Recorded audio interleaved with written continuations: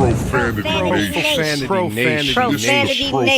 Nation. Yeah, it's the new era of man for some old school fans with a new school brand. We got money on the mic with the plan in hand. And Stat Pat to his left, they go hand in hand. And to the right, we got Simpster, he putting it down. It's the Profanity Nation, we running the town. Yeah, It's the Profanity Nation. Hey, welcome back to the show. Welcome back to the Profanity Nation podcast. Of course, our guest here is Ted Sobel, the author of Touching Greatness, and absolutely telling us wonderful stories. I'd like to get a little bit back to the book. I believe I saw an interview where you were saying that people kept asking you, telling you needed to write a book, but that wasn't really in your plans. And then finally you kind of decided to do it. What was the catalyst that kind of put you over the edge to finally write the book, which everyone is so thankful for? Well, I appreciate that. I think a lot of the reasons became a reality after my radio station, KFWB, was sold in 2016, because I thought about it. The reason I thought about it, because people told me for years, you got a story about Joe DiMaggio. You got a story about, every single, like, old timers going way back, right? And then Ted Williams is like the first sentence in my book. Meeting Ted Williams as I was about 8 years old, I was a little leaguer, right? And he had just retired. Okay. And it was something like, okay, how do you have these stories? You got to write a book someday. Yeah. And I thought, well, I'm not a writer. Okay, I'm a broadcaster. I'm a reporter. I'm a talker. Yeah, I and that's a lot of work. It really is. It's like I don't even know if I have the discipline to do that. And you got to have a lot. So anyway, in 2016, my radio station was sold, and it was about 15 years earlier. I had started writing just little notes and putting them aside. Like if I ever do this, don't forget to write about that story. Almost like little journal entries. You know what it was? It was like several pieces of paper, literally just pieces of paper, copy paper, right? They take out a copy machine and just notes scribbled all. And sometimes it was sideways and whatever, just something like I thought about it and I wanted to write it down and not never. And I throw it in the drawer in a little folder and forget about it. And this was like in the early 2000s, right? Okay. So in 2016, my station's about to be sold and I know I'm going to be out of work full time. And I'm thinking, if I ever do it, I better do it now. Right. So I started to think, okay, maybe. And then all of a sudden it was like, you know what? Just do it. Just stop thinking about it. And by the way, just do it. Where have you heard that before? Nike. Yeah, Nike. Well, it's in the book. It's in the book that I came up with it at least 15 years before Nike. There you go. And they owe me billions. Where's that check? It ain't coming. It ain't coming. I used to say that in high school and junior high because it was like a motivating thing. Because I learned it from somebody else. Not exactly that, but I used to say that, like just do it. You got no excuse. And everybody, you procrastinate about everything until you either don't or do it, and stop procrastinating. Just do the damn thing. My grandfather used to say, "Tomorrow never comes." It may not. Well, I know what you mean. Yeah, because he goes, "Oh, I'll do it tomorrow." Well, your grandfather's a hell of a lot smarter than me. Yeah. Okay. Well, because it's in that sense, like, oh yeah, I'll do it tomorrow. Exactly. I'll do it tomorrow. I'll do it tomorrow. Right. That's why it never comes. Exactly. So I stopped saying tomorrow and I started. And once I'm going to commit to it, I was good. Yeah. And then it was like all day, every day for 3 years. Wow. Around my football and schedule and some of the things I cover, the Masters and stuff like that. I still covered that in 2016 and 17. I was lucky enough to be there when Tiger Woods made his comeback. Yeah, that's awesome. Yeah, awesome. Well, I wanted to ask you full about chapter on Tiger in the book. And that's one of the things I wanted to ask you about was with Tiger because you were there the first time he came at Riviera. At Riviera, the hype obviously was crazy. Was out there. He was the Pied Piper, right? And he did, and everybody knew that he was going or had the feeling that he was going to be great and become what he is now. He didn't make that cut.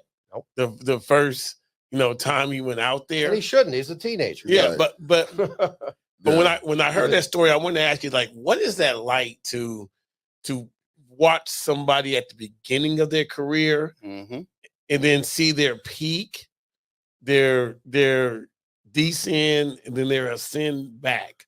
Well, it's a great question. It's not just Tiger because you could throw Kobe in there. Totally. What was it like? Well, at the beginning, it was just like I'm covering some teenager, and it's pretty boring. Right. Yeah. You know, I'm not into covering high school sports. That's not my thing. Yeah. I've covered pro sports most of my adult life. Yes. Right. Mhm. By the way, next year will be the 50th anniversary of my first damn credential. Oh, That's a congratulations. 73, long right? time. Yeah. 73. When Jerry West was still playing. I love it. How insane is that? That is. I love it. It's unbelievable. I But love anyway, it. whatever. I'm still breathing. That's all about Yeah, it. no, that's amazing. So I want to ask you. Well, so, let me finish Oh, real sorry, quick. sorry, Just sorry. wrap up this thing real quick. So it was more of a deal where I didn't like covering teenagers that maybe would be, because 99% of them, they flatten out It's all hype. for Right. a million reasons. Right. You know, they burn out, or they don't want to do it anymore, or they never get any better, or just so many different variables, right? So with Tiger, it was his dad was hyping him more than anybody at the time, and his dad was there, of course, that The weekend. original LeVar Ball. Yeah, in some way, but not as Not elegant. as, yeah. Not even close. Mm. Not in that way. But he was just saying one thing. He kept saying Tiger's going to be so important. It's not even about golf anymore. He's going to be like Gandhi. Mm. Are you serious? Like, okay. Okay, so am I supposed to vote for him now? He's only 60. Yeah, right. Exactly. Where do I cast my vote? Anyway, but he did evolve, right? Right. But that day you could see there's something special about that guy. And I was there for Kobe's original news conference when he was a teenager, Yeah. and they brought him in, Yeah. and it was like, okay, well, that's great. And he impressed Jerry West so much that he had to trade for him. Right. That was great, but you don't know what's going to happen with this kid. Nope. And he hardly even played the first year. Right. Yeah. And do you remember the last game of his first season And against at Airball? Utah? Airball. Airball. Yeah. I was there at Salt Lake City. Airball. I have a story about it in the chapter. Sure. I was there only because I was the Long Beach Ice Dogs hockey announcer locally of the International Hockey League, and we were playing the Utah Grizzlies on the road in the playoffs.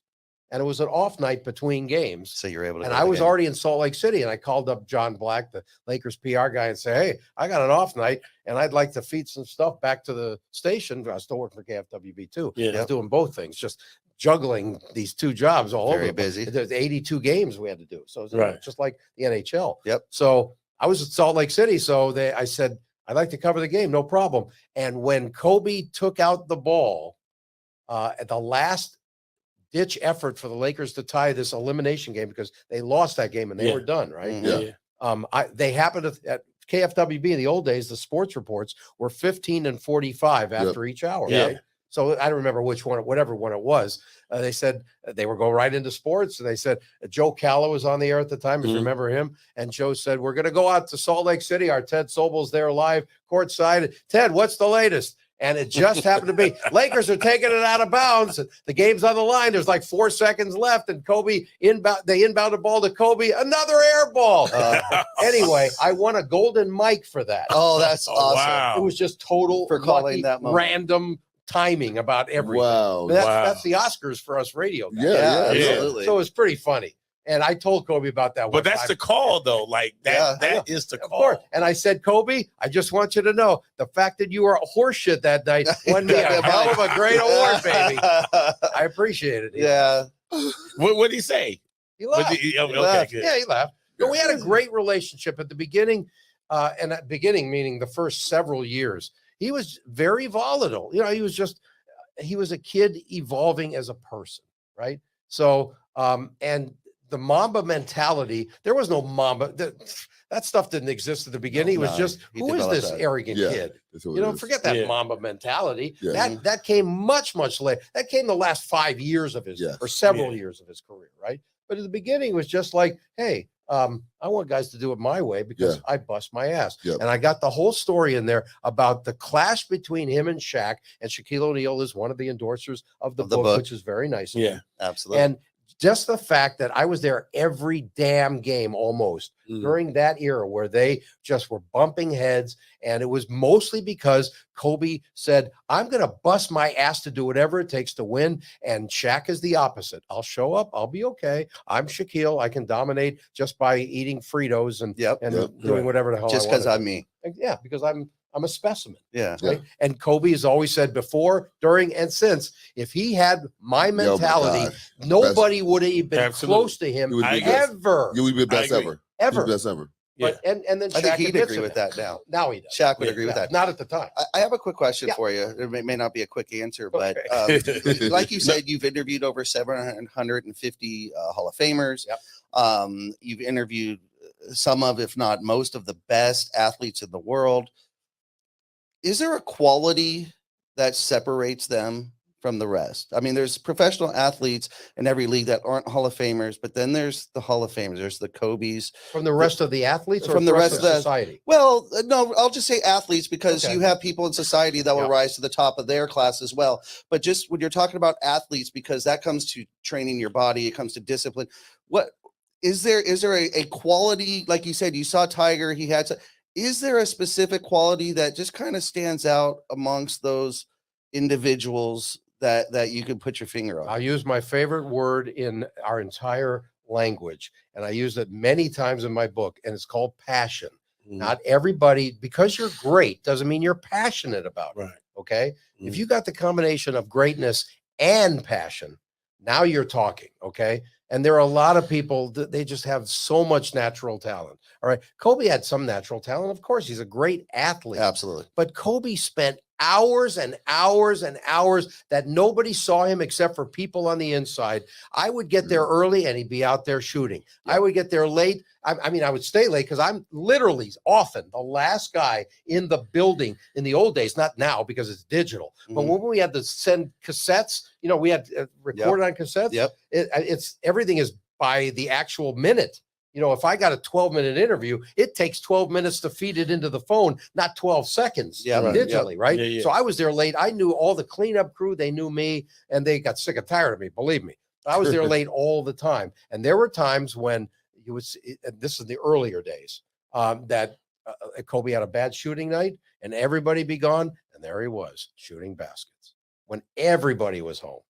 And they were, or in a club, you know, and that's why he didn't go out with guys on the road most of the time. They were pissed off. Hey, you got to come with us. You're just being antisocial. No, this is a business trip, not a road trip. It's not a vacation. And that's the way he always, and guys got tired of that because I mean, you would, if you, well, that's how they 24/7. feel like they bond. Well, yeah, it's in those camaraderie. other I end, mean, Right. you know, you got to be able Right. to. Just team building is a part of team chemistry, I Right. mean, But so Kobe that- was above that. And a lot of guys hated him for that. I mean, literally hated him. Well, it was more misunderstood, wouldn't you? Maybe agree Yes at and the no, time? but if you're one of those guys, is that it's fair to be because like, hey, everybody has a different reality to them, right? And a different experience getting to the, let's just say, to the NBA, to the Lakers, right? So they didn't all get to that eliteness that Kobe did, right? No. So you got to take it for what it's worth and say, okay, he's different.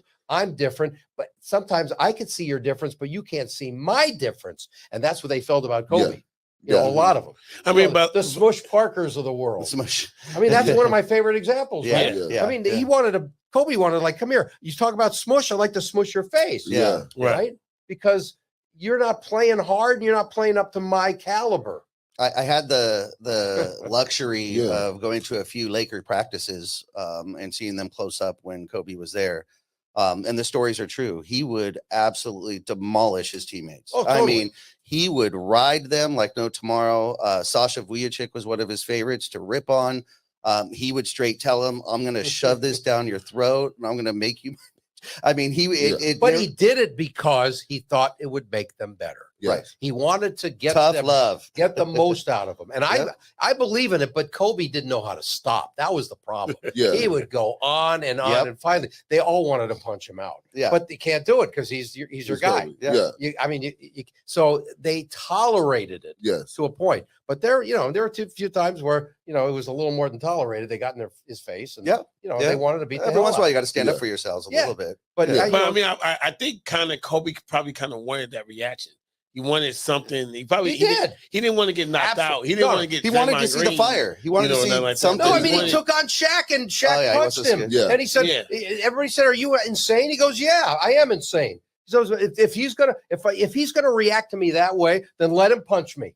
I mean, he just he had this like outer being to him. You know, just sort of sat on his shoulder and he let it be whatever he wanted. He's just a different cat. That's all it was. Yeah. But that's what made him Kobe. If he didn't have that, he wouldn't be as great as he was, but he also wouldn't be as big of a jerk to his teammates. True, so there's no happy medium in there. You either accept it or you don't. Yeah, he was going to go all in from the beginning. Totally. And he did that. And like you said, sometimes to the detriment of his just getting along with his teammates, he basically, kind of like shot himself in the foot in that regard. However, not basically, for sure. Okay, for sure.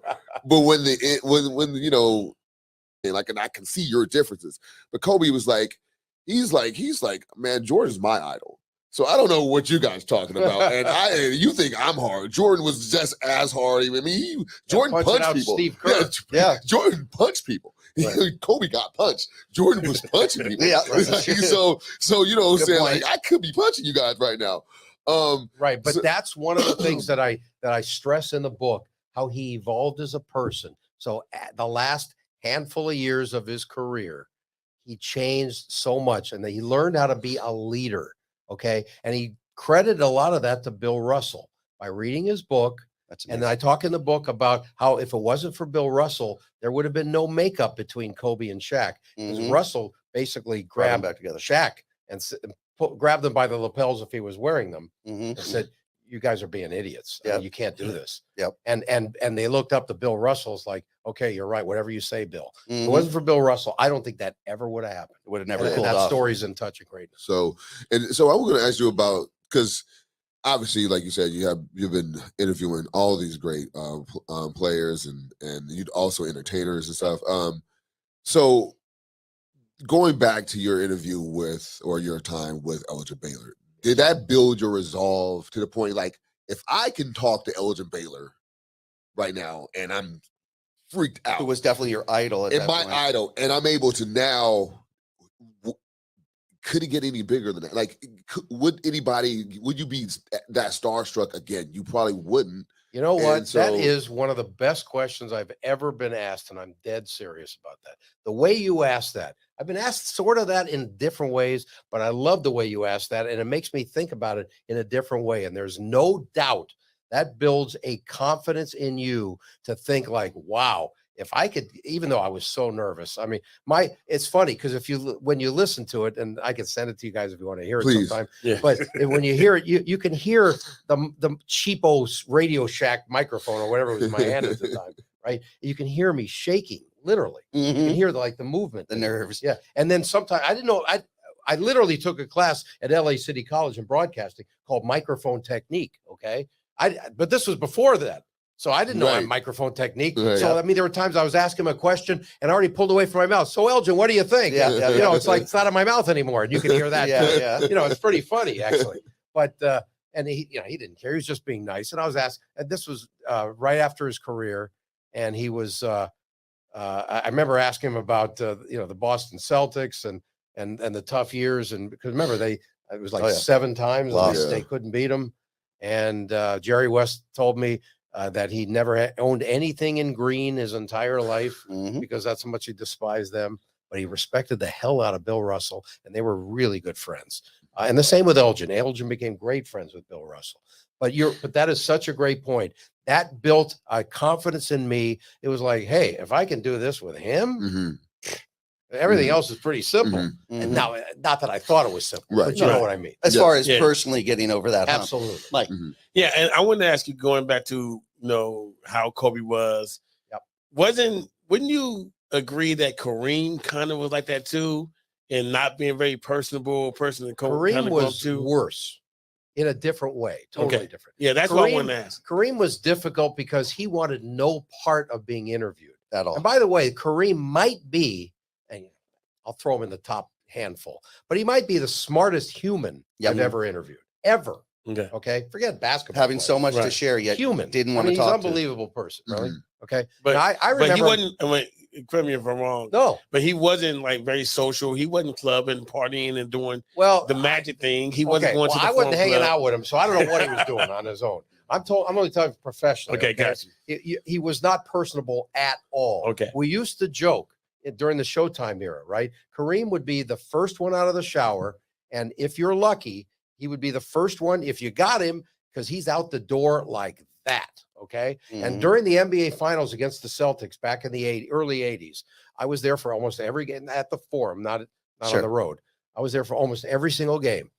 And you'd get Kareem in front of his locker and he'd be shot out of a cannon. He'd be gone. And then I'd walk over to, we called him Irvin because he said, you know, my friends call me Irvin. Basketball fans call me Magic. So I always called him Irvin.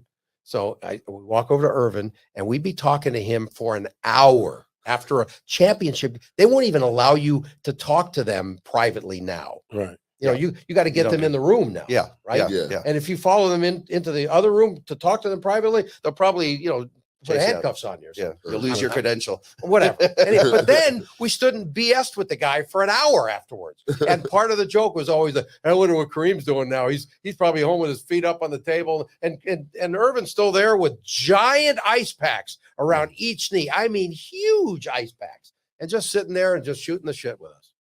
And he was great. I loved that guy. But that we used to say, because Kareem was not easy to deal with. He wanted no part of that. So he just didn't like it. Did he ever, we'll say, warm up?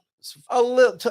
At the end, he was a little bit better. He's become better since. Yes. Now, I don't know how much of that is because he's got stuff to sell, but that doesn't matter. To me, it's like, okay, whatever. I've always liked him to a point, but he could be really cold too. Oh, yeah.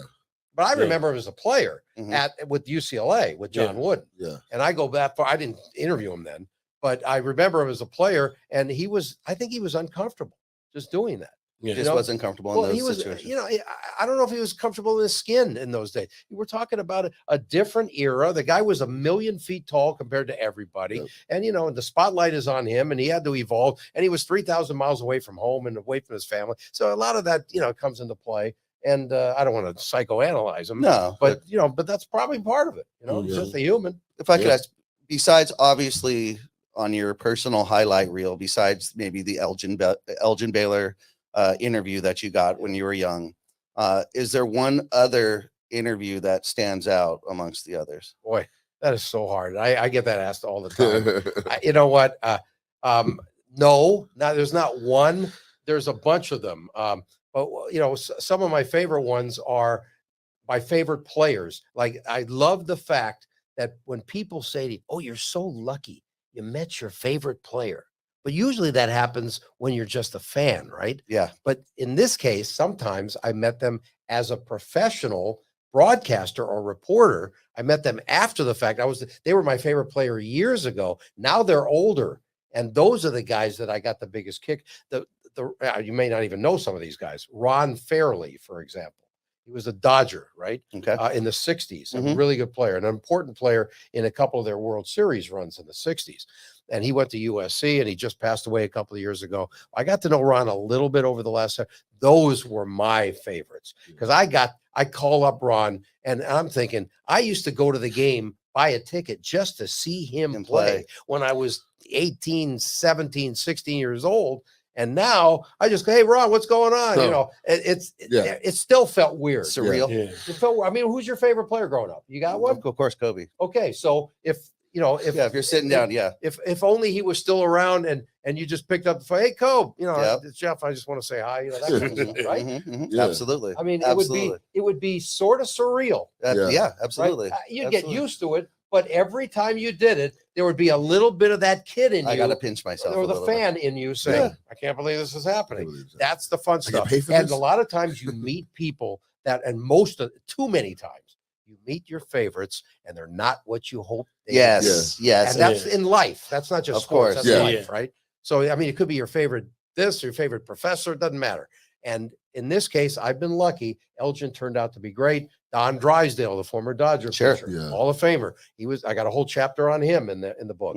And growing up, being around him as an adult was like, and now when I see his daughter and his sons that look just like him, I almost start crying every time they look at me, they start laughing every time. And, you know, his daughter didn't even know him. His daughter was, I think, like just a few months old when Don died. Wow. So it's just a different feeling, and it's special. And it's one of the real motivations of writing the book too. Awesome. Last question, and then we're going to go to our final segment here. But Okay. I know you can't get rid of me. I know there's so I much. like last Time, question. time's running out, as you said. 3 hours is probably not even enough. No, it's not. Do you feel satisfied with the book? Is there more you could have put in there? Are there things you left out? Good Is there questions. another book? There are, well, here's the story. Okay. My publisher says to me, because I'd never done this before. I said, do you want me to write a certain amount of pages? Do you want me to do it in a certain order? And he goes, I don't want you to do anything except for write down your stories the way you tell them. Just write them down. Okay. Because I'm not a writer, or at least I wasn't. I guess I am now. You are now I am now, officially. whether I want to be You're or a not. published writer, by the way. Whether I like it or not. I was okay. So that's what I did. I just started writing the stories and writing. And it was about almost exactly 3 years, with a few months taken out of each year during the football season. Sure. I was too busy. Right. So anyway, I'm glad I could squeeze in you guys during this football season. I was in the studio all damn day No, today. that's perfect. 9 Yeah. hours. But We it worked out appreciate it. We okay. appreciate 4 it. hours sleep, baby. Yeah, and You you're owe doing me great. 5 hours. I love Doing it. great. Anyway, Appreciate it. bottom line is that I think that what the guy said to me, I hand in this, well, not literally paper, but I sent in all of my writings to him. And he calls me up like a week later and he goes, Ted, you wrote 1,200 pages. And I had no idea. I just, I'm just doing what he You're told just me. writing the stories. Right. Just writing the stories and try to put them in some kind of an order and like in an outline form so that they make some kind of a sense. Mhm. And then like, here they are, here's my Baylor chapter. Here's my Drysdale chapter. Here's my this, like that, Kobe, whatever. Right. So he says, first of all, he goes, I really, really am enjoying reading your stuff. Right. So I said, I appreciate it. Cause I don't know. Yeah. I have no great. idea if it's going to translate in writing. Yeah. Again, I never done this before. Right. Yeah. So I said, that's great. And he goes, but this is like 3 or 4 books.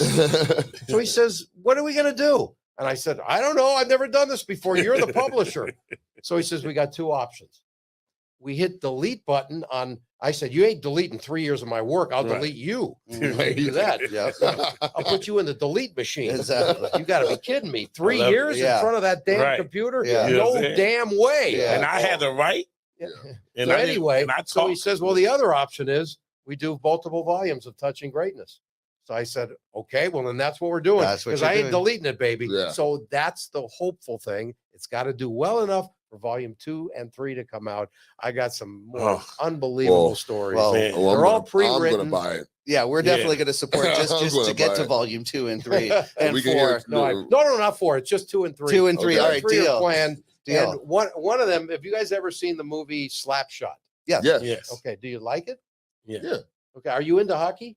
No, I mean, Okay. I've watched it, but not, Okay. not really. Okay. Because a lot of times you get into hockey after watching the movie, Yeah. Yeah. even though that kind of hockey doesn't exist Right. anymore. But I lived it because this is from the middle to late 70s. Okay. When Paul Newman was the star of the movie and Sure. all that stuff. So anyway, the year after that movie came out, I was in a league called the Northeastern Hockey League. It was my first full-time play-by-play gig, minor league hockey in New England. I had to move from LA to New England, take my first job.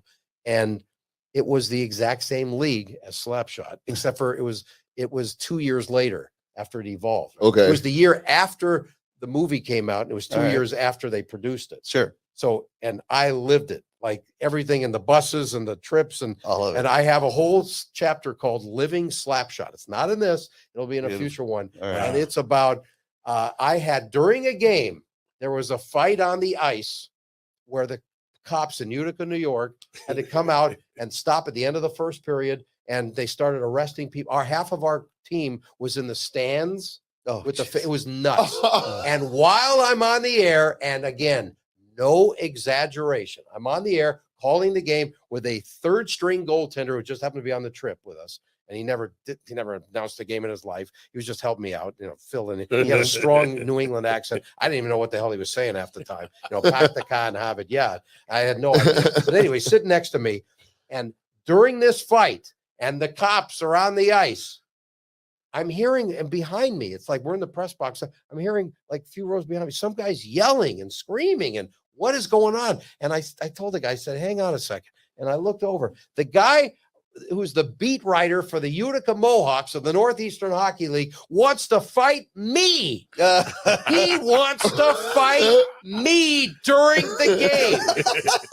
So it was just spreading everywhere. Baby, that's living slapstick. That was wildfire. Wow. I got the whole chapter is on Oh, that game. that's God. great. It was like, That's Oh, you know, right. while we're here, Well, we're here. Why not? Let's go. Let's do it. You know, I gotta get some That off my Sobel chest. guy, he pissed me off about. The guy didn't know me. It didn't and matter. it turned out it wasn't the beat writer, the normal beat writer. I never did hear the whole story. I was on the road, just another Tuesday night in Utica. It was the middle of a damn cold winter, and it was like, what am I even doing here? I'm from LA. I'm an idiot even doing this.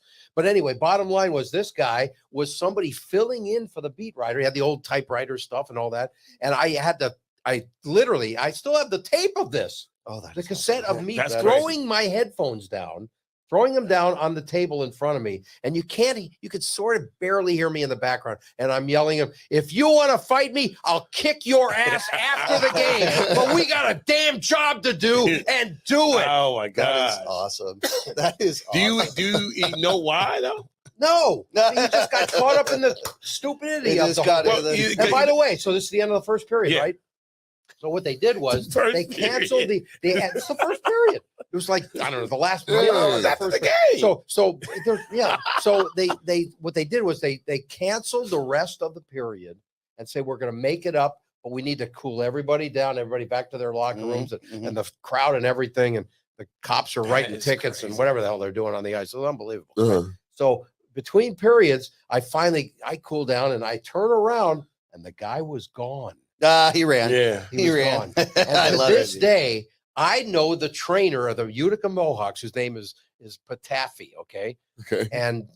And he is he just retired as a trainer after like 45 years or something. And he went to the NHL and Yeah. all over in Europe and stuff. Yeah. He just retired. He's now a stand-up comic. Oh, that's Oh, Okay. hilarious. And he is a really funny guy. And he was there that night and he helped me write that chapter because he remembered some of the That's stuff great. from That's his great. standpoint. From his point of standpoint. view. Unbelievable. This is awesome, guys. We have to take a break. I love Guys, this. we have the great Ted Sobel with us, the author of this amazing book. If you want to hear more stories, it's right here, Touching Greatness. We On know it's Amazon. available on Amazon. You can do the audiobook. You can actually Audiobook's not out yet, actually. not yet. Okay, No, it's it's not coming out yet. Okay, so you could, but on Amazon, I know it's available because I saw it there. So go out there tonight. Go ahead and order this book because it's amazing. We're going to get more stories right now, right after this break. You're watching the Profanity Nation podcast only on the Infinity Studio streaming channel. We'll be right back. So,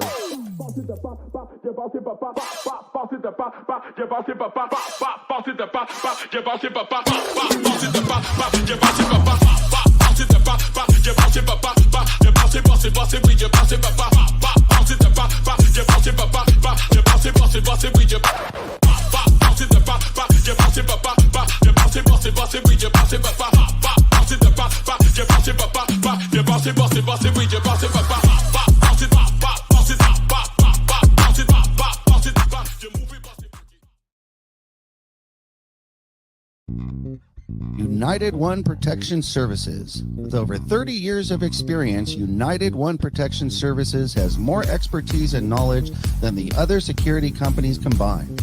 Residential, commercial, municipal, or institutional, United One Protection Services does more than just security. We protect your livelihood. United One Protection Services.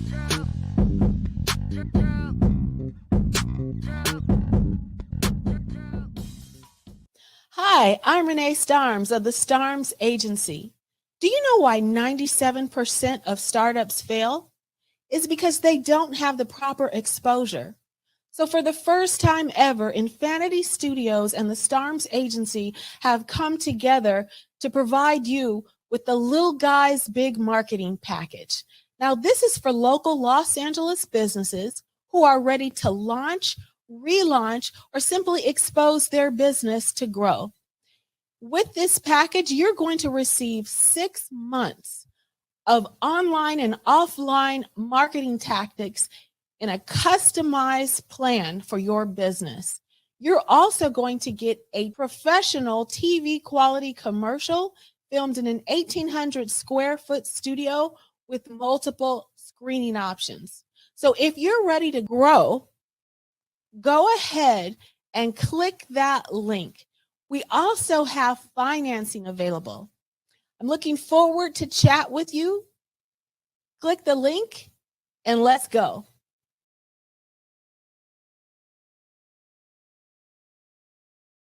She says, if you come back tomorrow at the same time, you'll be happy to meet you. And I said, that is so damn awesome. Oh, man. I appreciate it. Thank you so much. And she was really nice. And she closed the door and I ran down the hill. And I knew my mother was home. And I couldn't wait to get home. I said, I'm going to meet him tomorrow. She says, are you serious? And I said, yep, I'm going to meet him tomorrow. And so anyway, I didn't tell anybody at school that next day. Nobody. I'm not a bragger type anyway. It's sort of stupid. You're on cloud nine anyway. Yeah, so it was like, whatever. I'm going to meet him. And if it goes well, I'll tell the guys on my team. Right. Yeah. Because they want to know. And he was still playing. It was everybody was a Especially Baylor. the guy who told you lived near Eldon. Exactly. You did tell They were either Baylor or West fans in those days. Sure. Right. So anyway, the next day I showed up and I'm telling you guys, and I described what it was like in the book, walking up and my heart was pounding. I was saying, if at that time I was my age now, I would be so dead. I wouldn't even know what your heart would take it. My heart would have fallen out of my chest. It was just boom, like this. Yeah. And I've never been that nervous in my life, ever, before or since. Oh, Most that's nervous beautiful. I've ever been, right? Oh my goodness. So I knocked on the door, and it took me a couple of minutes to even knock on the door, because Right. this time I knew for sure, right? So Ruby answers the door again, and I reintroduce myself. And she says, oh, yeah, hey, that'd be great. No problem. So she closes the door and said, I'll go get him.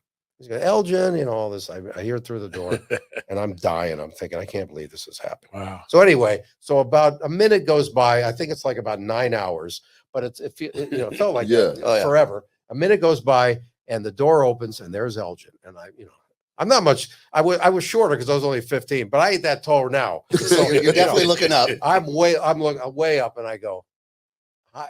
Yeah, I said, hi, I'm Ted, the neighbor, and she goes, hi, I'm Elgin. And like I said, no shit. Like I didn't know. Of course. And so instead of just shaking my hand, saying nice to meet you, whatever, he invited me in. Beautiful. Right? He invited me in. I'll never forget it. We walked in. I turned to the left down this hallway, and he says, I'm going to take you to the room, and we'll talk in there. And it was this private little awards room. Mm-hmm. He had these giant armoires full of his MVP trophies and this and that, and his college stuff from Seattle U, and his all-star game, and it was just unbelievable. And I'm in there thinking, I don't even care if I die now. I mean, it's Good. It's like, Right. No, 16 years is enough. I don't need to live to be 90. What gets better than this? Nothing. Everything's downhill from here. Totally. Right. Totally. So I sat in there, and Elgin basically said, just look around, enjoy. And that's what I did. I'm looking at stuff thinking, I've been reading about this, and this is unbelievable. Yeah. Right. So small talk and whatever, was there for maybe 15, 20 minutes max. Right. And then we got up and we walked back down the hall to the door, and his wife came over and she was going to let me out. And he said, it was really nice to meet you, and, take care, small talk, and good luck and have a nice life or whatever. Right. So Ruby's there, and she opens the door, said, it was great meeting you. I'm glad you had a good time, blah, blah, blah. And that should be it, right? So she says, basically, good luck and have a good day. And as she's closing the door, okay, zero exaggeration, guys, okay, zero, okay, the door is like maybe this close to being shut. A light bulb goes off in my head, thinking, this can't be it. I mean, this was great. I got to do this again. This was like the biggest drug addiction of all time. This is not like, you're leaving, we're never seeing you again. And it was like this giant, like a comic strip, a bubble thing said, get your ass back there or something. Yeah, do not. And I was starting to walk away, and I turned around real quick, and I said, excuse me, Mrs. Baylor, as she's closing the door, and she opened it up again. Yes. And I said, and I don't even know where this came from. It's just out of the top of my head. I have no idea. I said, is it possible I could ever go to a game with you guys? Oh. And she looked at me like you're looking at me, like you insane or what? Because look, I love it though. The whole time I'm thinking like, you didn't get a picture, you didn't get an autograph. There's no Nothing. picture. There's no pictures. No cell phone cameras. Picture of what? Like, what- I'm walking around like a professional photographer at 15 years old. Exactly. Trust me, he has a picture. No, I It's didn't ask in for here. autograph, nothing. Nope. I didn't ask for an autograph. I just wanted to meet him. That is beautiful. Anyway, bottom line is, guys, she says, well, I'll have to ask Elgin. So she says, you come back in a week or something, and I'll let you know. So you got invited back. That's all I needed, baby. I'm invited back. Are you serious? Baby, I ain't leaving when you invite me back. And every Halloween after. And I didn't have tickets. I didn't have a car. I couldn't drive. And this, we're doing. You was gonna make it work though. Yeah, this is driving to the forum. I ain't walking there. It'll take me 3 weeks. By the time I get there, the season will be over. Yep. So, anyways, it worked out so great. They took me to a game, and it became a regular thing. Oh, I no. I became friends with his kids, Oh, wow. Alan and Allison, and I used to go over there. And Alan was a couple of years more than a couple. I think it was like 5 years younger than me. And he used to invite me over. We'd shoot baskets in the backyard. Sometimes Elgin would show up and just practice his free throws. Mhm. And guys, let me tell you something. To sit in the back seat of Elgin Baylor's car and go to the games and small talk with him and his wife. Amazing. And this is, it's a long story to go back to your question. Why did you want to get into broadcasting, or how did you? One of the original motivating things was, we're driving to a game one day, and Elgin says to me, he's looking in the rearview mirror, I'm in the back seat, and he goes, so Ted, what do you want to do with the rest of your life? I'm about 16 and a half, maybe by then, maybe 17. I don't remember. So I said, I don't know, maybe be an NBA player. And then him and his wife started laughing. Yeah. I mean, laughing hard. Oh, my. And Ruby turns around and looks at me. She goes, no, really, what do you really want to be? I said, I really want to be that, even though I really know I can't be that, but I really want to be that. Right. Mm-hmm. And so I said, maybe an option is, if you can't be in the game, you can talk about the game. Yep. And that's one of the earliest motivations, was when we had this conversation. By the time I got home that night, I'm thinking, well, I got to really get into this broadcasting thing. Yeah. And guys, of all the people, this is one of my favorite, the last part of this story, of all the people that I have interviewed, and I've interviewed over 750. I actually counted it once because I couldn't. Wow. Over 750 Hall of Famers, right? In different sports. Sure. And everything. Wow. Okay. Of all of them, the first interview I've ever done in my life, before I ever even knew how to interview, was Elgin Baylor in that same room. He says, come on in, we'll do an interview. I still have it. Wow. I'll put it in an audiobook sometime. I sound like I'm about 4 years old. It's really funny. That's on tape. Oh, so it's that tape or 8-track? But no, I did move it though. It's digitalized now. So before it dies, because that's right. Yeah. Oh no, you're right. No, I copied it, and it's great. Oh, that's beautiful. There's so much to talk about.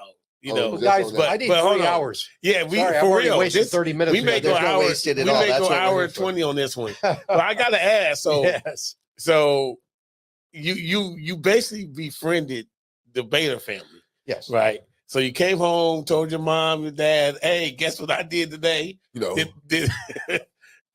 went to school. Did you go to school?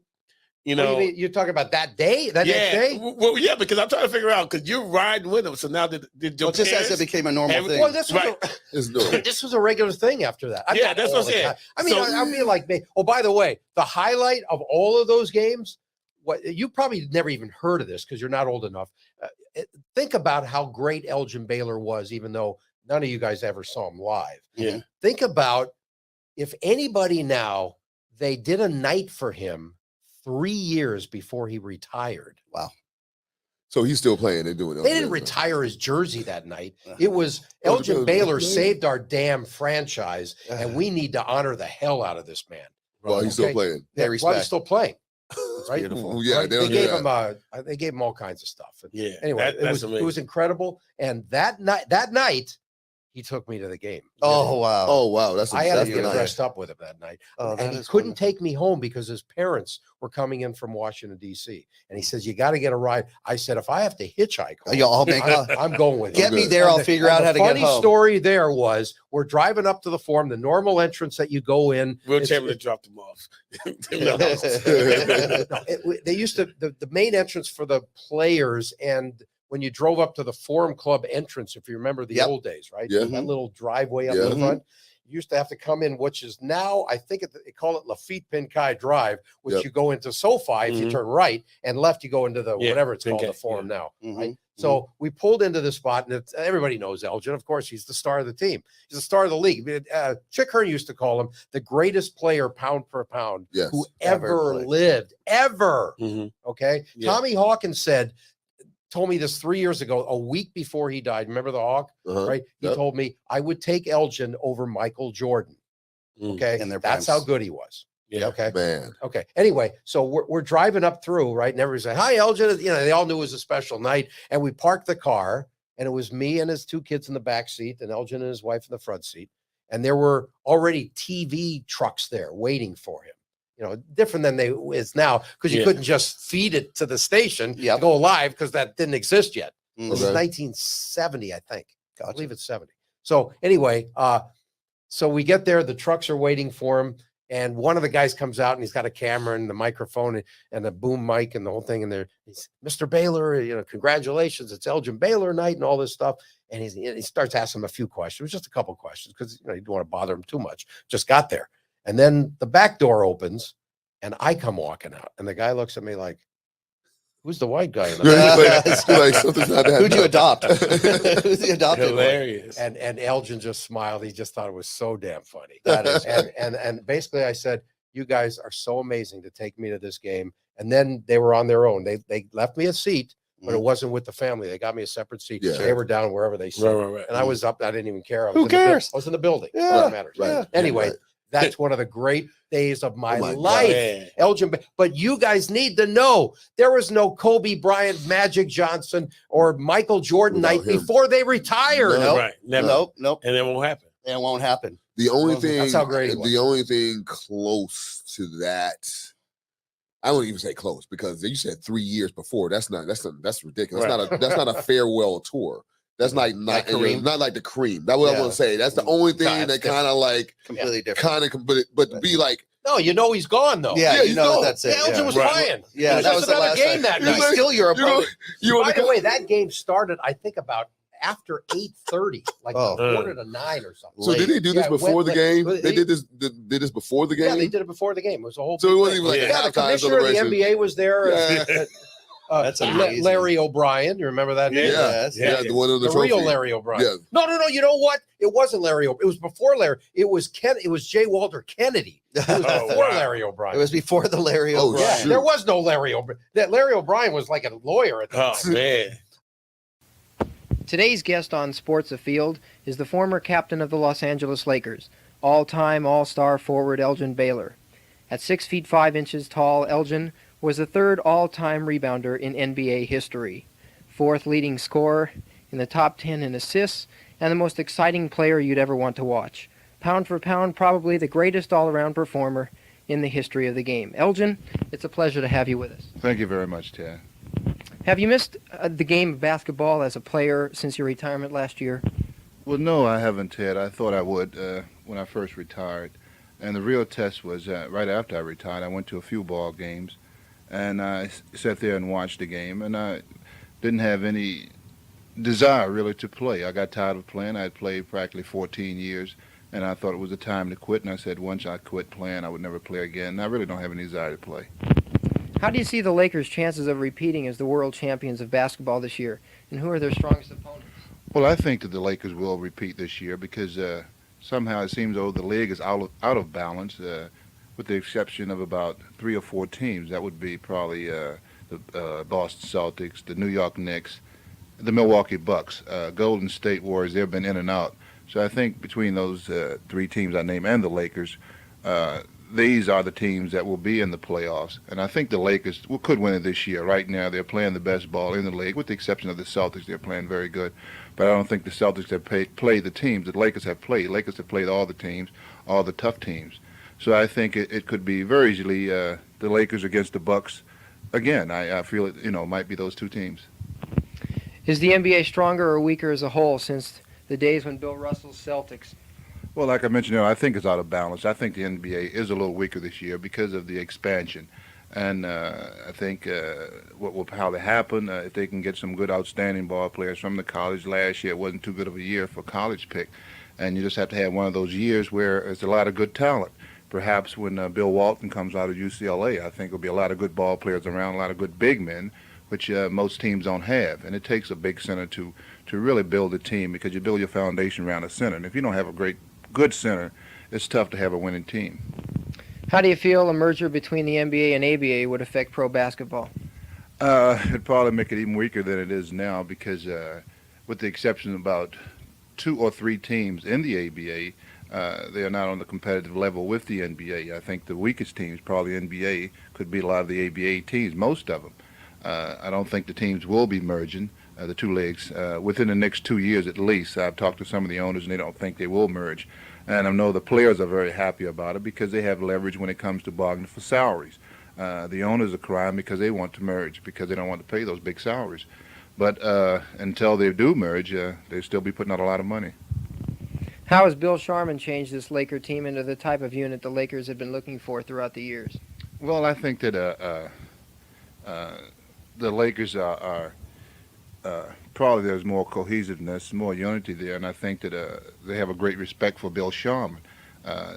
Naturally, the talent is there, even though Sharman is a great coach, and he's putting together, and he's got Wilt playing the type of ball that winning basketball, the type of ball that Sharman perhaps thought that maybe Wilt should have been playing when he wasn't playing that type of ball. Wilt is not concentrating on scoring; he's concentrating on playing good defense, setting screens and picks, and getting offensive and defensive rebounds. And this is what it takes for a center to contribute to help a ball club, make them a winning ball club. I think when you have a center that scores a lot of points, I think it hurts the ball club, because the way Wilt is playing now, just setting screens and picks and rebounds, there's more movement, and it makes him much more effective. Can you convey your feelings on what it was like to come so close to winning an NBA championship and never really achieving one? Well, I don't know. I naturally had many disappointing years. We've gotten very close, just a matter of a few lucky bounces with the ball. But overall, I think that I've had a lot of success. I've enjoyed playing. I think the Lakers have had a lot of success, because each year has been a winning year. It would have been different if we had a losing year each year, and then got to the championship and lost out. But the fact that we did have a winning season, so happened ever since I've been with the Lakers, we've been a winning ball club. We've had a lot of fans come into the place, the Forum, the sports arena, and I've been very happy with it, even though I didn't win a championship, but I've been very happy with my career. Well, what was the biggest thrill in your illustrious career with the Lakers? Well, I think probably the biggest thrill I got, I think probably was the first year when I joined the Minneapolis Lakers. They were in Minneapolis, Minnesota. And the year before, I think they had won about 18 or 19 games. And the following year, the year I joined, they were picked to finish in last place again. We did not finish in first place. We did finish in second place, but we went on to play the St. Louis Hawks then, now the Atlanta Hawks. And we beat them in 6 games. We won 4, they won 2 games. And we went to the championship finals, naturally lose out to the Celtics. But I thought that was about the greatest thing, because I was a rookie that year, and to be a rookie in your first year playing for a world's title is quite an honor. Could you name your 5 all-time favorite players you have faced or played with? Well, that would be difficult, Ted, because to do this, you would insult a lot of other players, because I think probably there are 15 or 20 outstanding players that are still now in the game, and players that have played many years back. And it would be very difficult to name just 5. I could name you maybe 10 or 15 more players. But it would be difficult to name just the 5 outstanding players, because I don't think it would be fair. Because let's go ahead. We always finish our show with a segment we call Money Mike's Out of Bounds. Okay. All right. So Money Mike over here, he's going to go ahead and share his thoughts or opinions on a topic. And it's pretty simple. He just wants to know, are those thoughts or opinions in bounds or out of bounds? Money Mike, you've got the mic. So just so you know, Ted, I always solicit my guests to agree with me. He always wants to get Wants 100%. that 100%. Rarely does get it. By the way, good luck. Yeah, right. No, but I think you may. You may not. All right. I don't know. Let's see. I either do or I don't. So y'all been thinking. So we know the NBA season is about to start on Tuesday, and there's this guy named Dennis Schroeder that came back on the team. On the Lakers. Schroeder. Schroeder. Close enough. It's definitely Schroeder. Everybody know what I'm talking about, right? So this guy turned down an $80 million contract and barely found a job the following year. Okay. And he came back with this $2 million with the same contracts. team that offered him With the 80 same million. team offered him It's only 80 million. 78 mil. It's not- Right. Yeah. You know, Can I borrow $1? Go ahead. now I know if I wouldn't be able to do that. Show your face To back show in my that one. face to a company or a team where they offer me 80 million, you know, because I'm thinking everybody else is laughing at me for taking that too. Am I the bound to say that I probably would want to play basketball for any other team outside any of other the country. Lakers? Because Shanghai Knights? I'm literally coming in only making $2 million when I could get. I don't think you're out of bounds. I think he was out of bounds. There you Yeah. go. Okay. I mean, I just can't. I can't fathom turning down 80 God. million anything. Right. Okay. So it doesn't register in my brain. Yeah. Right. Bottom line is that was. But to go really- back to the that's team, really and stupid. take $2 Especially million. to the team and just say, It's- okay, I'll take the it's- two. It's very strange, but you know what? It's a job, baby. Mhm. That's true. Okay. And at this stage of his career, I mean, he's already proven that he's a role player. When they were hoping when they got him the first time, he was going to be a lot more than that. Oh, yeah. And now he's proven who he is. So now he's just trying to hang on and say, hey, I'll take $2 million. Where else you going to make that at 7-Eleven? No. Mhm. Okay. Where's he going to make $2 million his next job? This is Yeah. true. I don't know what his background is. I don't know if he's going to be a professor of He'd end up the next- nobody. I don't He'd know. end up the next Smush Parker. Yeah, exactly. I'm Right? squished. Yeah, he got No, smushed. you're in bounds, dude. I mean, you're in bounds because of the fact that, I mean, like you said, it's kind of hard to turn down that kind of money. And then, I mean, 'cause Save face. this is like when we say when the athletes bet on themselves. You know, they say I bet on myself. You hear that a lot in sports. He bet on himself, and he's like Lamar Jackson situation right now. He's betting on himself, right? He bet on himself and lost though. So this is like we need to go ahead and give both sides of the coin when we talk about people betting on themselves. You can bet on yourself and win, and you can bet on yourself and lose. And he is the poster child of betting on yourself and coming up hella short. And so I just think that, you know, when it comes to him coming back to that team, like you said, Ted, he showed us who he is. Like, Yep. Look, man, you were going to get $20 million a year, $21 million a year, Now you're taking okay, and you were not shooting 40% from three. Like, you still had some improvement to go. So I don't know what you were thinking based on the numbers. Your numbers didn't say 21 million. The fact that they were going to give you 21 million based on the numbers you were getting. Freebie. You know what Yeah, I'm saying? take You the take the money money and and run. run. Damn You know what I'm saying? That's all I'm saying. One of the dumbest decisions of all time. Exactly. Yeah, you are definitely in bounds, Money Mike. So you did get your 100%. Cool, Congratulations. Appreciate it. That was a great one, definitely. That was very good I think you set that up for a lob, and we spiked That's it. So, definitely a lot. that is perfect. Ted, this has been wonderful. Let's show this book really quick one more time, Juwan, if we could. Ted Sobel, Touching Greatness. This is wonderful. Let me get me in the view here. Again, go on to Amazon right now and just look up Touching Greatness, Ted Sobel. You're going to find the book, order it. Amazing stories. We just barely touched on some of the stories in here. They go much deeper than that.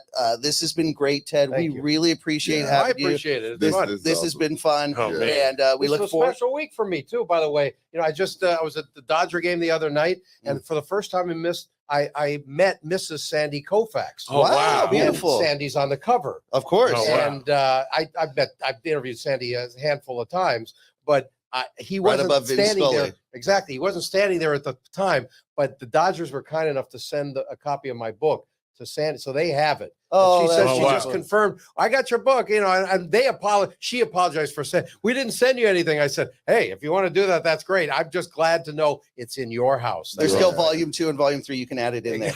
You can add it in there. TBD, baby. Exactly. Well, I think it's going to come. I I think it's hope. going to come Thank with these stories. I think it's Oh, much man. Yeah. needed. That's we for gotta hear, sure. we gotta hear this. We gotta hear this, man. Yeah, we gotta hear it.